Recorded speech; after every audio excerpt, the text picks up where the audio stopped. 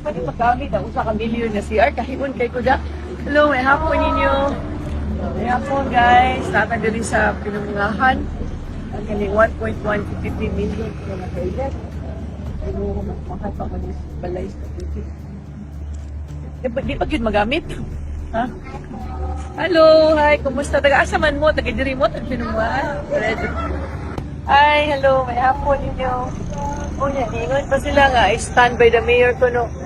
Ang lingkod taoy, kay kapoy kay nisitang stand sa mayor, dire. Ug ambot, ug daghan bang ni stand niya, or gamay ra, yara sa ng mga follower ug mga trolls. No, ang atuwa manggod ani, kwarta ni katauhan, di ni nato usik-usikan. At sa ang completion date? Completion date is August 20, 2025. Unsa naman ron? October na. Yeah, according sa iyang interview nga 75% pa kuno nga nahuman. Pero August 20 pa oh. Kunya, ang kaning Dina RBS Construction Supply, ang contractor, di man gyud ni siya mao ang gahimo ani, gigamit ra ang iyahang lisensya. No? Ang nagtukod ani usa ka konsehal, ka amigo sa mayor.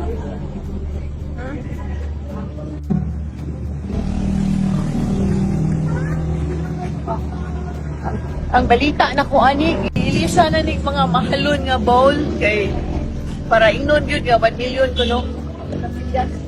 Ha?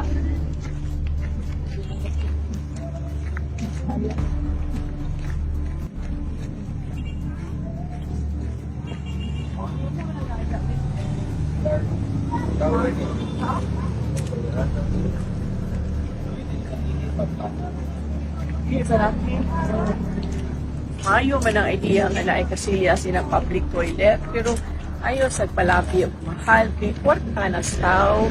Di na to ang usahan kwarta staw. No? Okay. Pabalik ko sa gamit, ikon mata ko. Okay guys, thank you. Turbo Supplement for Men. Mapalit sa mga butika nationwide.